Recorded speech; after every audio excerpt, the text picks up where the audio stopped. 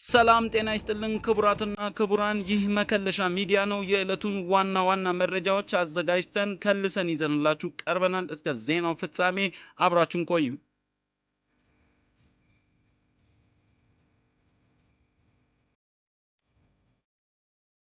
በአሶሳ ዞን በደረሰ የትራፊክ አደጋ የሰዎች ሕይወት ማለፉን እንዲሁም በደቡብ አፍሪካ በኢትዮጵያውያን ላይ እየተፈጸመ ያለው ግድያ ማገርሸቱን ተከትሎ ኤምባሲው ለሀገሪቱ መንግስት ያቀረበው ጥያቄና በመካከለኛው ምስራቅ ያለውን ወቅታዊ ውጥረት የሚያሳዩ ዓለም አቀፍ መረጃዎችን ዘርዝረን ይዘን ቀርበናል።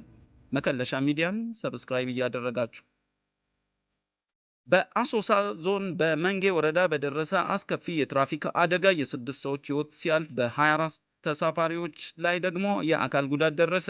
አደጋው የደረሰው ዛሬ ሚያዝያ 23 ቀን 2018 ዓ.ም ከጠዋቱ 2 ሰዓት ከ30 ገደማ ሲሆን መነሻውን በሆሞሻ ወረዳ ጾሬ 6ኛ ካምፕ አድርጎ ወደ ሽርቆሌ ይጓዝ የነበረ የህዝብ ማመላለሻ ባስ አቧራ ቀበሌ በሚባለው አካባቢ ቁልቁለት ላይ ሲደርስ መገልበጡ ታውቋል። የአሶሳ ዞን ፖሊስ መምሪያ እንደገለጸው ለአደጋው የመጀመሪያ ደረጃ መንስኤ ተሽከርካሪው ከልክ በላይ ጭነት ጭኖ መጓዙ እንደሆነም ተደርሶበታል። መከለሻ ሚዲያ በአደጋው ህይወታቸውን ላጡ ወገኖች ቤተሰቦች እንዲሁም ወዳጅ ዘመዶቻቸው መጽናናትን ይመኛል።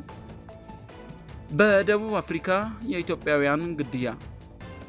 በደቡብ አፍሪካ ፕሪቶሪያ የሚገኘው የኢትዮጵያ ኤምባሲ ባለፉት ቀናት በዜጎቻችን ላይ እየተፈጸመ ያለውን ግድያ እጅግ አሳሳቢ ደረጃ ላይ መድረሱን ገልጾ የደቡብ አፍሪካ መንግስት በአስቸኳይ እርምጃ እንዲወስድ መጠየቁን አስታውቋል። ኤምባሲው ትናንትና ባወጣው መግለጫ በግፈኞች እየደረሰ ባለው ግድያና በደል የተሰማውን ጥልቅ ሐዘን ገልጿል። ግድያዎቹ የተፈጸሙት በጆሃንስበርግ ከተማ ሲቢዲ ተብሎ በሚጠራው የንግድ ስፍራ ሲሆን በቀናት ልዩነት 4 ኢትዮጵያውያን መገደላቸው ተረጋግጧል። በተለይም በማህበራዊ ሚዲያ የተሰራጨና በአንድ የንግድ መደብር አቅራቢያ በደህንነት ካሜራ የተቀረጸ ቪዲዮ አንድ ግለሰብ ዜጋችንን ከጀርባው በጭንቅላቱ ላይ በጥይት ሲመታው ያሳያል።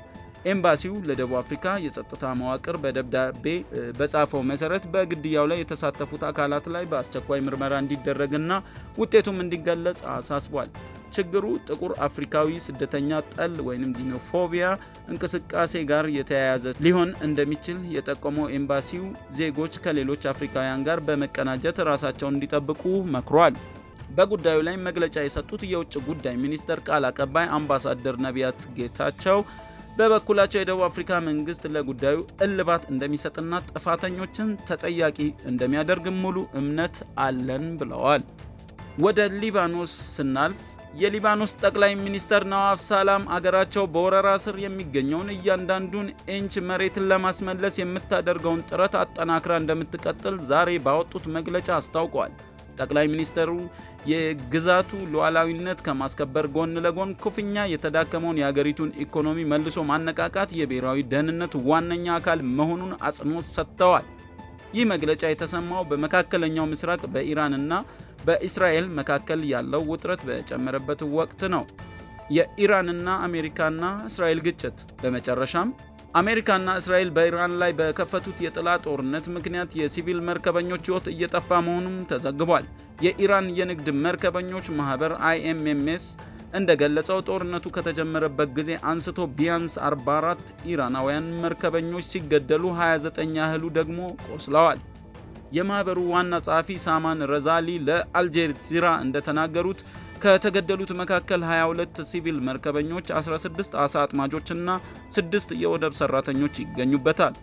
ጥቃቱ የተፈጸመው በኢራን ግዛታዊ ውሃና በባህረ ሰላጤው ውስጥ በሚገኘው የንግድ መርከቦች ላይ መሆኑን ማህበሩ ገልጾ ጉዳዩን ለተባበሩት መንግስታት ዓለም አቀፍ የባህር ላይ ድርጅት አይኤምኦ በቅሬታ ደብዳቤ አቅርቧል።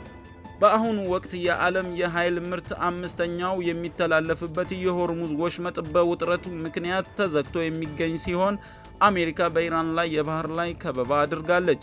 የኢራን ኃይሎች በበኩላቸው የፓናማና ላይቤሪያ ሰንደቅ ዓላማ ያውለበለቡ 2 መርከቦችን መያዛቸው ሲታወቅ፣ አሜሪካ ደግሞ ኢምቢቹቱስካ የተባለችውን የኢራን መርከብ በኦማን ባህረ ሰላጤ በቁጥጥር ስር አውላለች። ፕሬዝዳንት ዶናልድ ትራምፕ መርከቧ ቀደም ሲል በነበራት ህገወጥ እንቅስቃሴ ማዕቀብ ተጥሎባት እንደነበረም ገልጸዋል። ክቡራትና ክቡራን ለመከለሻ ሚዲያ የደረሱን የዕለቱ መረጃዎች እነዚህ ነበሩ። በደቡብ አፍሪካ የሚገኙ ዜጎቻችንን ራሳቸውን እንዲጠብቁ እያሳሰብን በየአካባቢው የሚከሰቱ አዳዲስ መረጃዎችን ተከታትለን ከልሰን ይዘን የምንቀርብ ይሆናል። ስለተከታተላችሁ እናመሰግናለን። ቸር ያቆየን።